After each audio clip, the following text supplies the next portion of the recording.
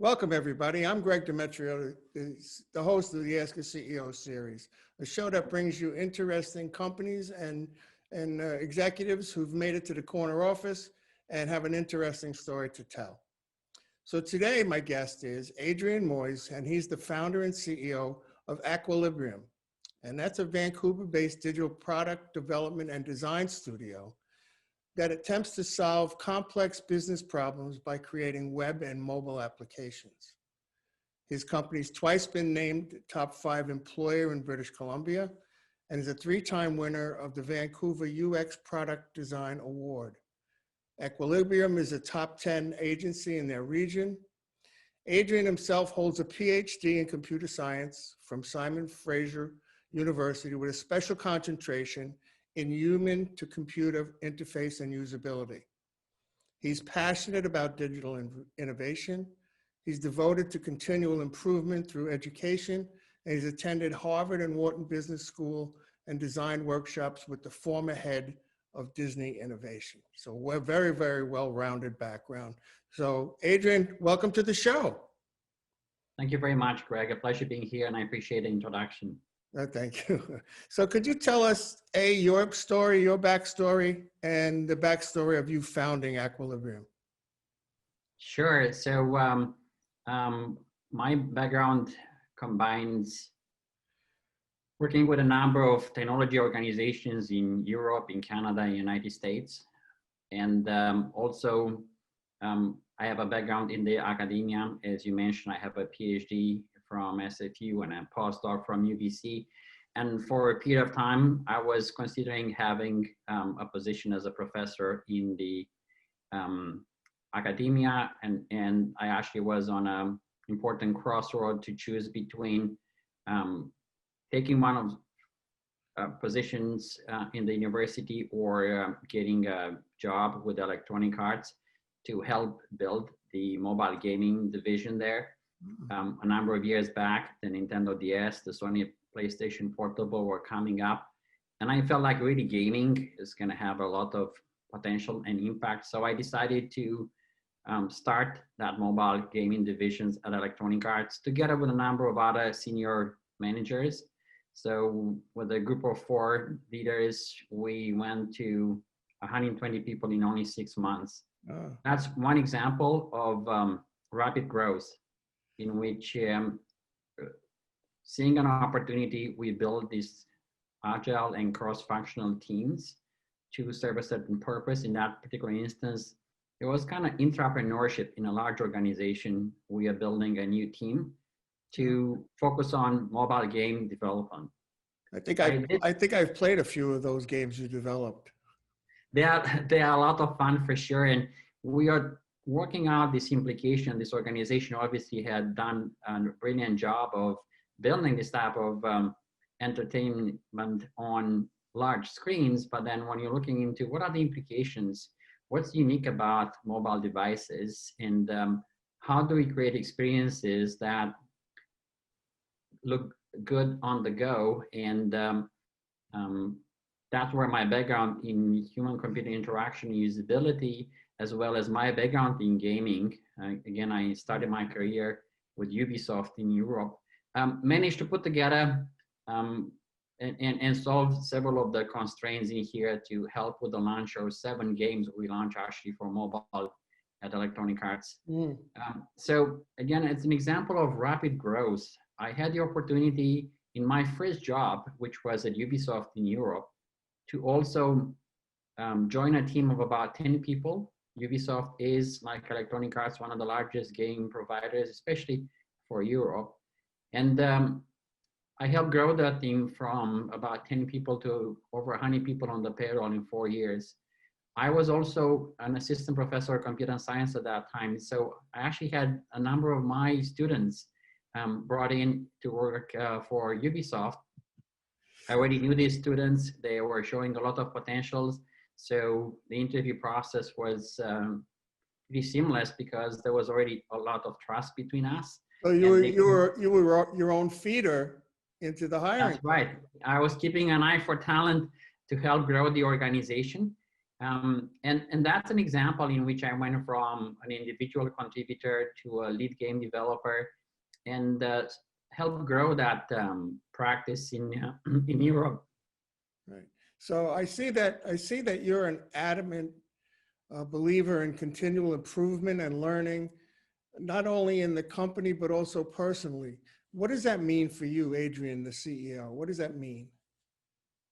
Um, it's true. This is something that's very close to my heart. I'm an avid reader, for example. I probably consume 75 books per year. And it's not just reading. I do like the sense of the feeling of paper books, but also I listen a lot through audiobooks. And for example, during the commutes, on the plane, I like to listen to audiobooks.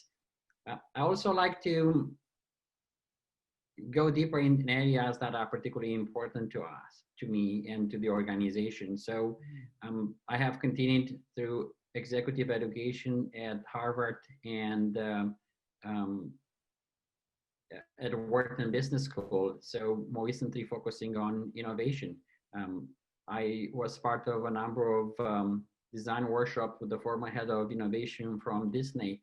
So I enjoy looking for people who are exceptional in a certain area and learn from them.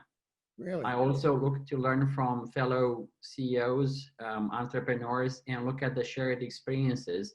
So how do they handle similar challenges? What can I learn from them? That is one of the reasons why this show exists, because I know over the years in talking to many, many CEOs, hundreds probably, I always came away from those conversations with a pearl, something that I could put into use for my company and myself. So I really appreciate that mindset that you can always learn from somebody else who's been there, The Ask a CEO show is brought to you by Lorraine Gregory Communications, an award-winning agency telling personal and brand stories for more than 30 years. From strategy to production and execution, they are a true full-service agency. Check them out today at lorrainegregory.com.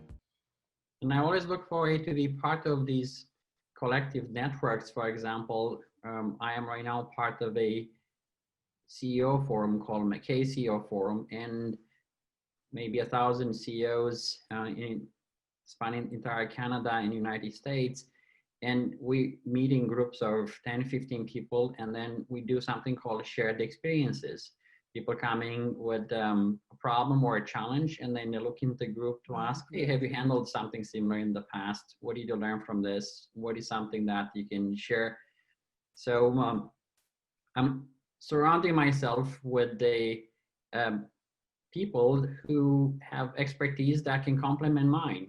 I have a huge knowledge base is out there if you only want to tap into it. Absolutely. Correct. Absolutely. I feel right now that the community is much more welcoming to share their practices. You do these webinars, you do these type of conferences in which people are very happy to give back.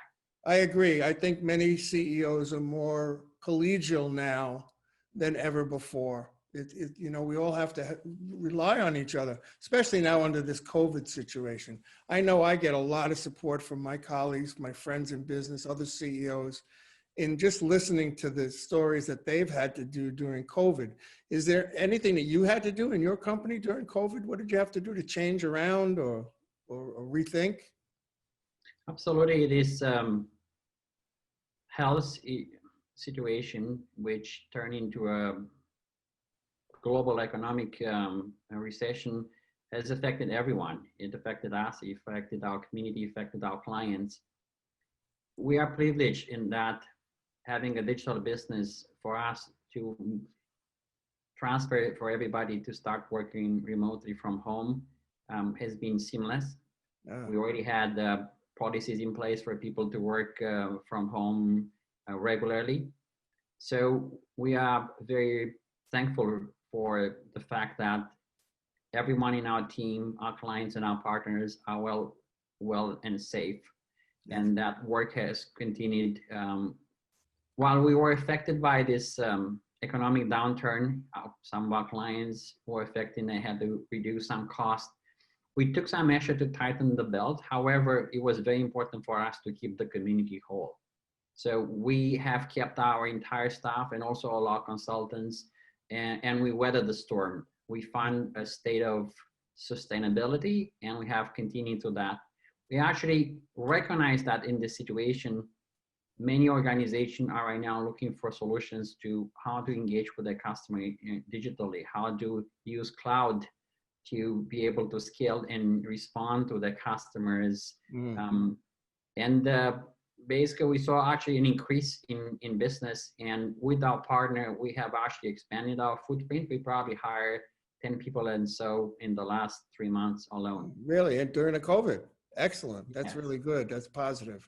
So tell us a little bit more exactly what Equilibrium does. For sure. So we provide this balance between strategy, design, and technology. So we help companies with digital transformation and innovation. Our bread and butter is really product design and development.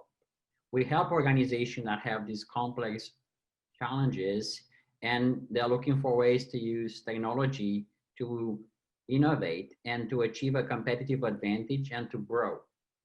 So we build complex enterprise, web, mobile, and Internet of Things applications. And in certain instances, we accelerate the speed to market for some existing products or services.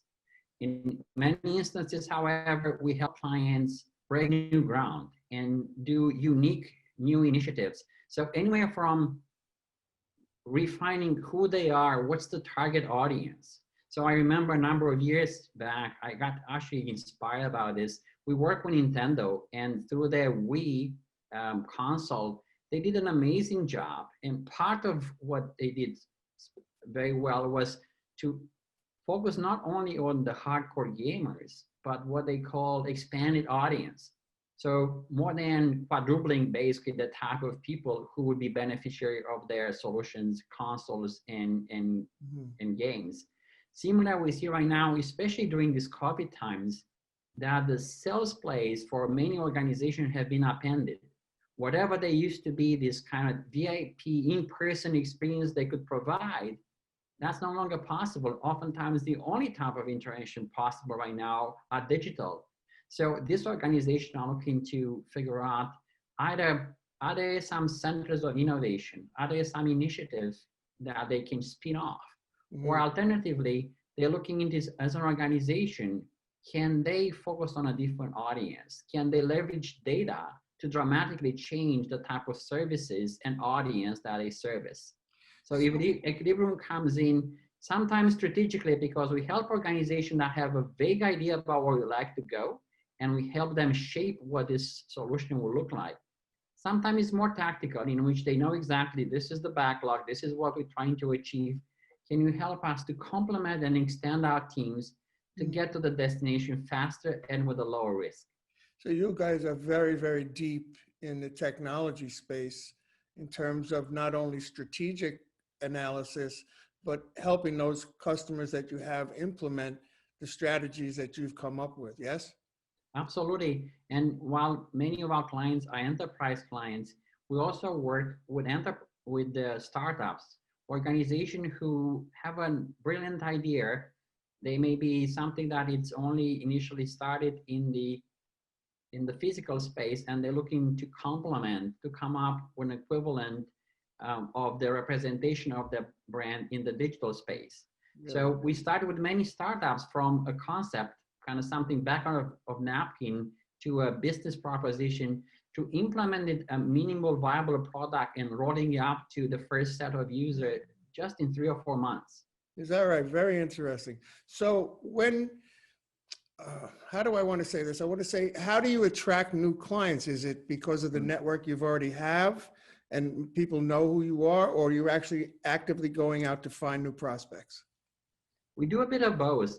Reality is, especially in the space and these verticals and the geography that we work, we created a good reputation, and many times we get referral from our clients. Or somebody is moving from one organization that we work with to an even organization, and there is an opportunity to work with this individual in the new position. They're looking to make an impact and fast, and they want a partner that's reliable and they can work with.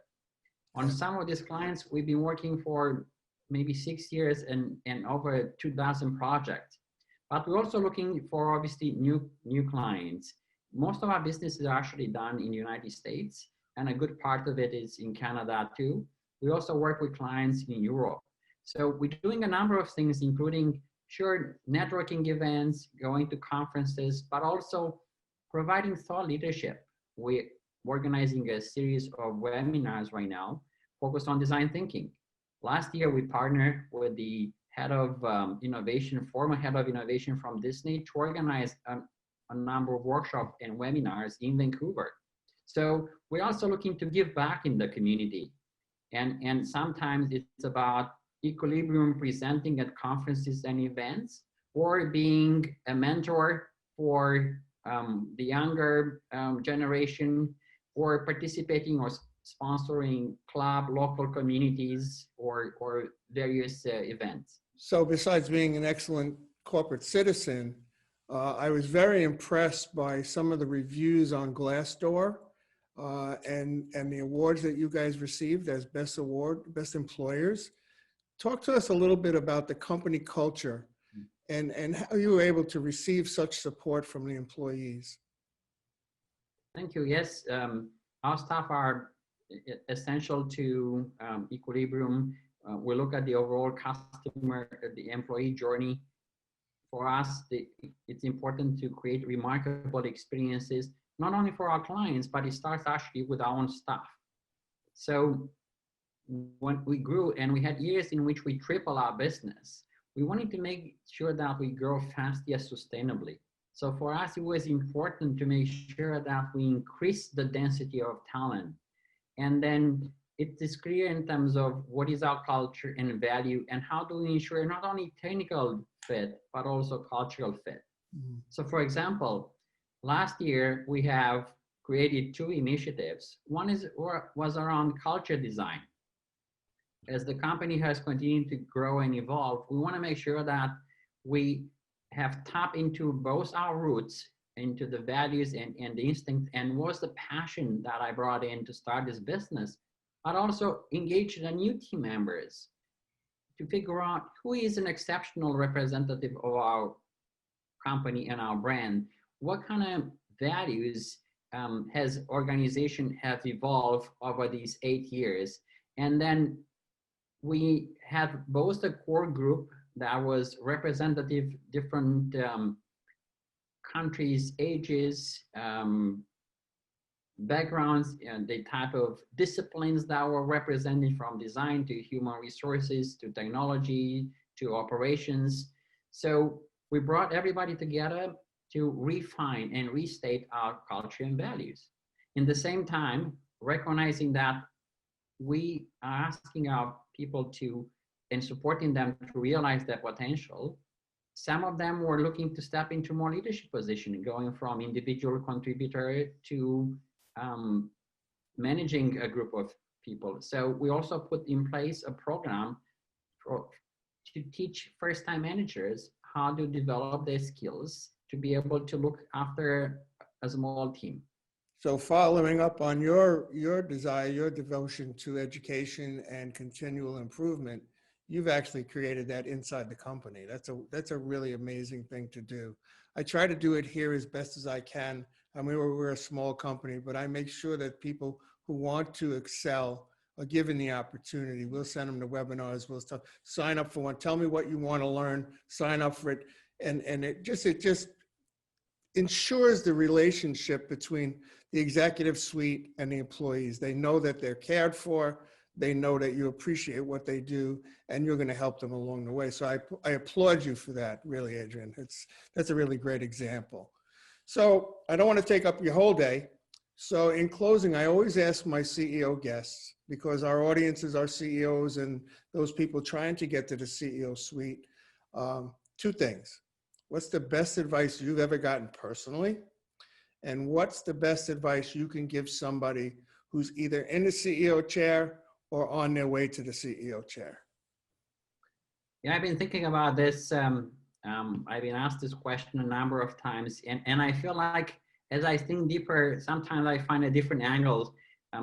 one thing that comes to mind now, entrepreneurship is a bit of a roller coaster. Sometimes it's very high and you're feeling like you're living the dream. Sometimes, things don't look so good.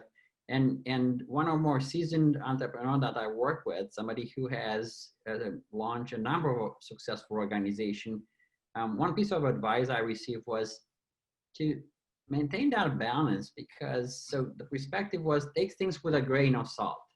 When you feel like things are looking really good, they probably not as good as you think they are.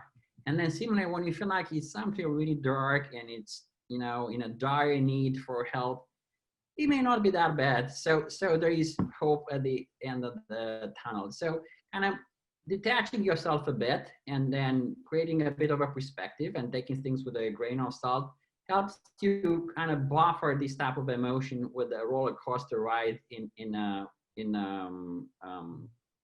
startup. What's the term they In like to terms use of- now? Emotional intelligence. So I kind of equate that, I drive that down to trust your gut. You've been doing this for a while.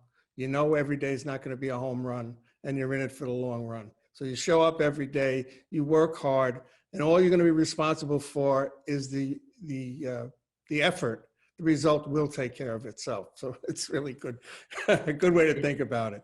It's a very good point. I feel like one of the characteristics of entrepreneur is about being passionate about what they do, because in order to put up with all these difficulties, and ever-changing landscape, you need to have something in which you put your heart into it. So you feel motivated, and because there is something that's really meaningful for you, and that helps you to overcome a lot of these obstacles. And do what you love and you'll never work a day in your life, right? That's right. And especially with the situation right now in which this new normal is being shaped, this idea about seizing the day, right, and being bold and agile, there is also maybe a lifetime opportunity to try things that otherwise seem too far away, because you have an opportunity for a fresh start. It's also a bit, the situation is leveling up the competitive field, because even some billion-dollar organization that felt they have the act together, they have the customer as a value proposition, they are struggling to figure out how do they reinvent themselves? How do they connect with the customer in the new environment? So emerging organizations who are fast, nimble, and can react quickly, they can realize some of these opportunities that otherwise would have been unimaginable.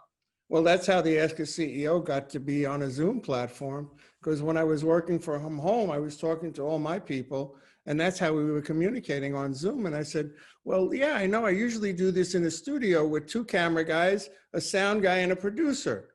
And now it's me and you. It changed how I do this. I can't have 2 camera guys in here now. I can't have a sound guy. It's got to be me. We have to have this social distance now. So this is a wonderful thing. And this is exactly correct what you just said. You have to be nimble enough to figure out, how do I change this? I have it, but now it's got to be different. So this is exactly correct. I mean, every day's got to be different. And like I said, you do what you love every day, and you're never going to work a day in your life. I love what I do. I love meeting people like yourselves. I love listening to your stories. And I get to take away a pearl from each one. So I appreciate you being on this show. I would like you now to give you the floor to tell people how to get a hold of you and do your little commercial for Equilibrium. Absolutely. First, I want to thank you for the opportunity to be here with other fellow CEOs. I think you're doing a brilliant job to create this network. And despite these conditions, to create ways for people to provide tips to each other. And we need to help each other to overcome this difficult situation that we are all in. It's in this global pandemic. Right. The best way to connect with us, I'm available on LinkedIn. Our website is called equilibrium.com.